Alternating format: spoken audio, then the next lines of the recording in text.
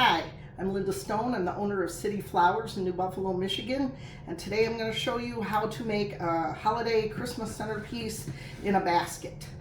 We've done work in centerpiece dishes before, so doing it in a basket's a little bit different. I have the basket here, and for mine I have a hard liner that fits this. You need something so that you can't just put foam in here or the water would leak out the holes of the basket. So if you don't have that, you can get it at craft and hobby stores or your florist. Some of this florist foil. This is plastic coated on the inside, so you could just cut a piece of this and line your basket with it, and then you'll have a waterproof liner in there where your water's not gonna leak out.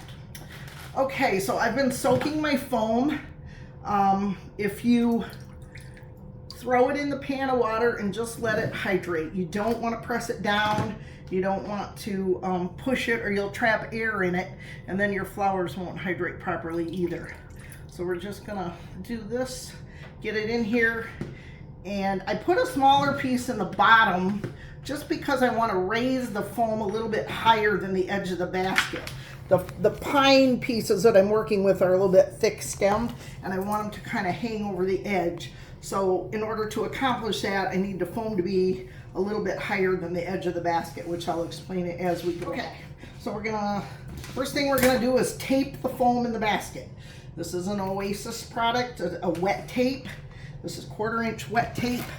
You want to just go over to the edge of the basket about 1 inch. Try not to get your fingers on it much.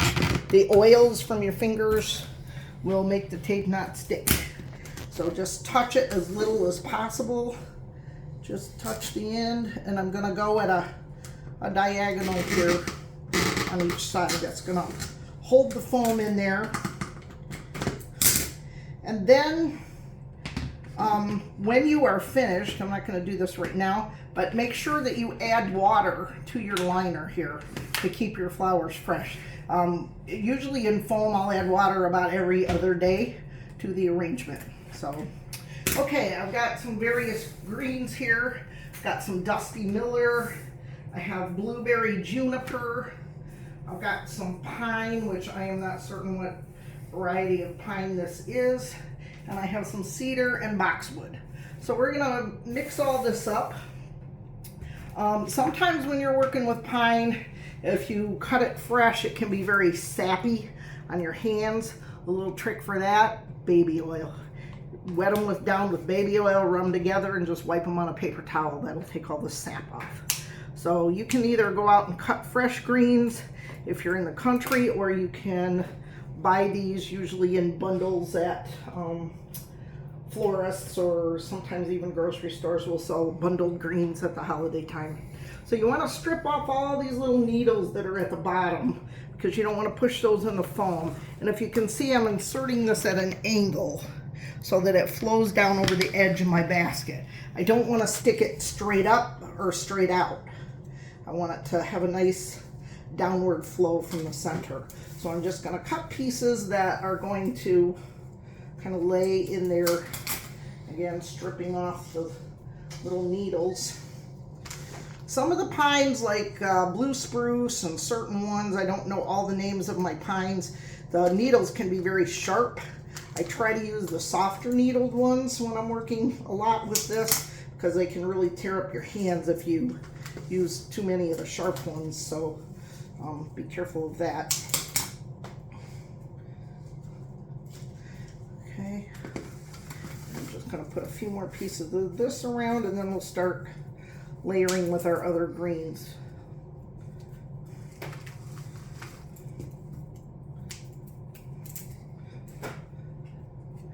If you haven't seen my videos before, I hope you learned something that you can do your own centerpiece and be useful to you for this holiday season. And if you have been here before and watched some of my other ones, thank you for returning. I appreciate it. Okay, now we're gonna start with our cedar. Again, just kind of filling in. Cedar, you can see, has a back side and a front side to it. One side's a little more limey, the other side is a little darker. So you can put up whichever side you want of that. I kind of like the front side, which is the darker side. It blends a little bit better with my pines. But if you wanted more contrast, you can certainly do that too. I will try to speed this up a little bit so it doesn't get boring for you. Maybe you can watch this video again and go out and get your greens and your basket and have everything assembled and just do it along with me.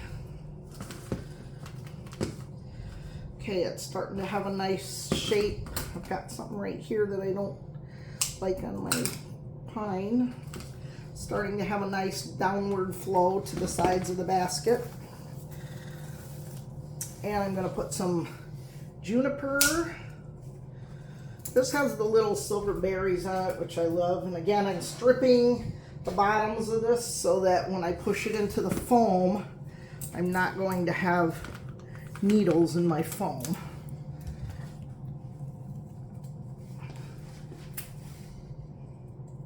I'll cut this little tip off here.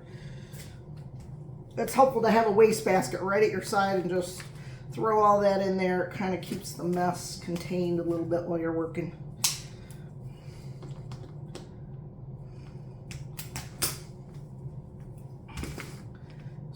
Layer about 4 pieces of this in there, 1 on each side here.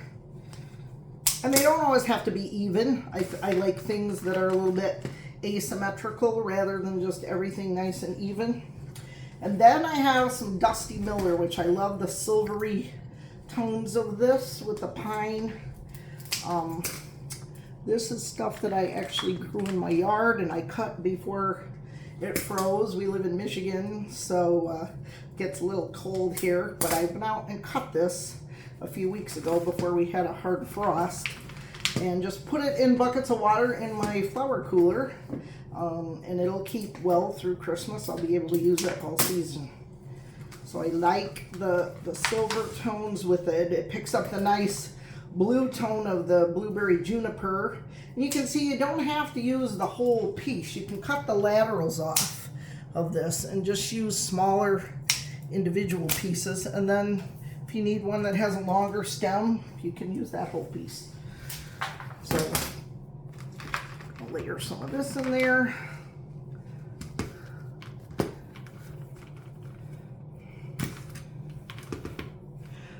The last video I did was just a greenery one.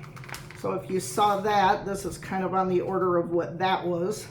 But I'm going to add flowers to this one this time. Okay, and I'm also going to put in a little bit of boxwood. Sometimes you just need a little filler.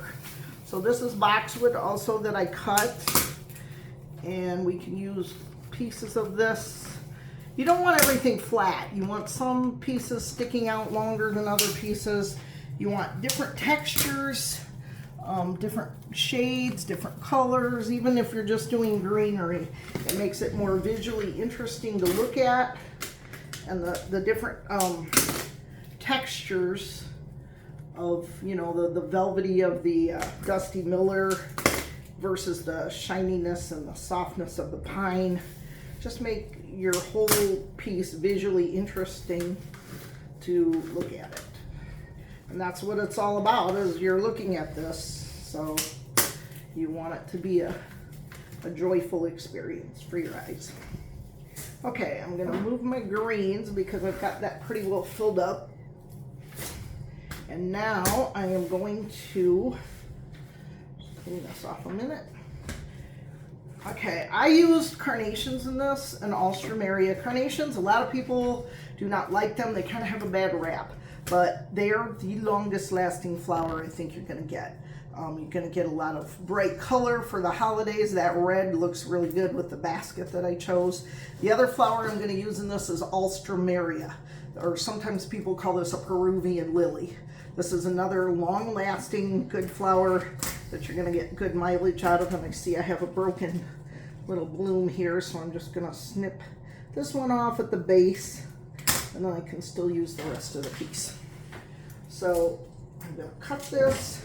When you're inserting in foam, you wanna push in at least about 1 inch. Make good contact with it. Don't pull out and make a new hole, or don't pull out and push it back into the same hole. You can pull out and make a new hole if you need to, but you have to have a tight contact with your flour against the foam for it to soak up properly. So what you don't want to do is put it in the same hole again. Okay, so I'm going to put like 3 of these in here, and I try to work sometimes like in triangles. It gives it an all-around, nice all-around effect. I left the foliage on here just for another different type of foliage in it. You could take the leaves off of that if you didn't want that in there. Okay, now I'm going to go with our carnations. You're just going to cut those.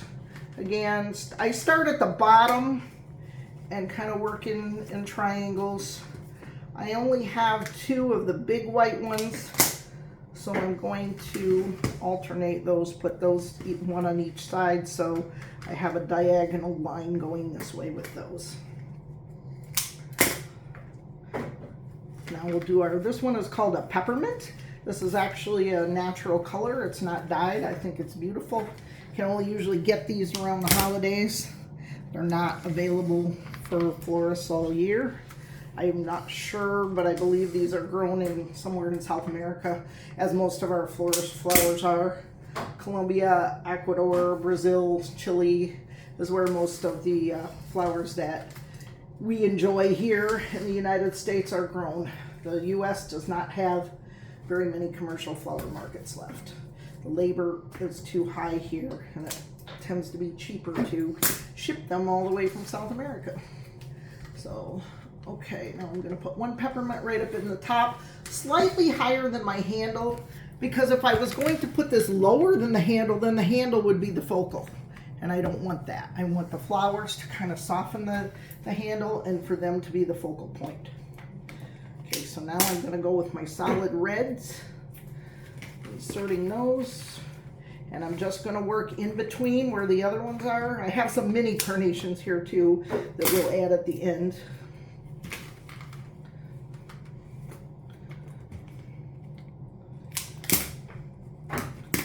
So just working around. Here's a white and a peppermint, so I'm going to insert a red one there.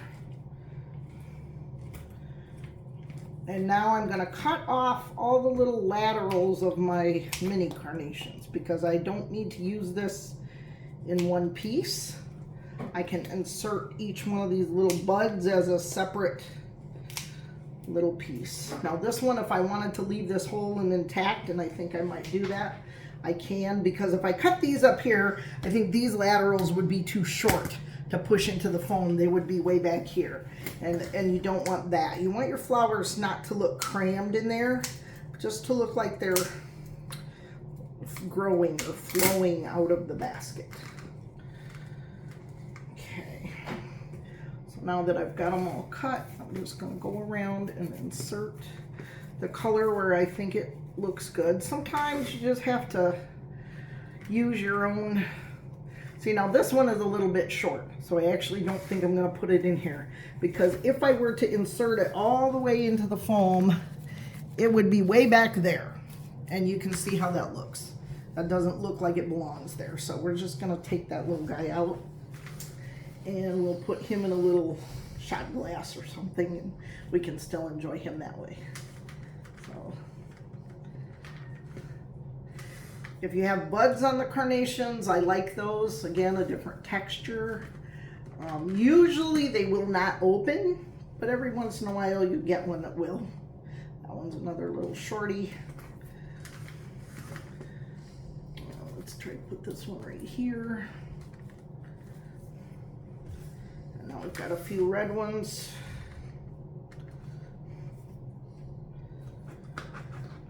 Now here's a little trick. If I wanted to use this as one piece, I could, but if I want to stretch it and get a little more mileage out of it, this one is long enough by itself. So I'm going to cut this one, use that, and then I have another lateral over here that I can use somewhere else. So here's the one we put in, and then I'm going to put this other red one on this side. Always look for flowers when you're buying them to use for centerpieces that have nice long laterals on them, because you can get so much more mileage out of cutting them apart and separating them if you do that. one more red one. I think I'll put right up here. I'm gonna cut that just a little bit shorter. I don't want those leaves in the foam. I'm gonna cut that off. Getting foliage in your foam will introduce bacteria into your water faster. So you want to have a clean stem whenever you insert in the foam. Okay, now I have some Hypericum berry, St. John's wort, and I already stripped these of the foliage. The leaves on this are usually not beautiful. They're usually kind of wrinkled and crinkled, and they just don't come with beautiful leaves. So I usually will take the foliage off of that, just strip it off, and then you can cut and put the berries in. This is also a form of St. John's wort, which a lot of people did not ever know that. I didn't know that either until I started floral school. The things you learn, and I hope you'll learn from me what I know.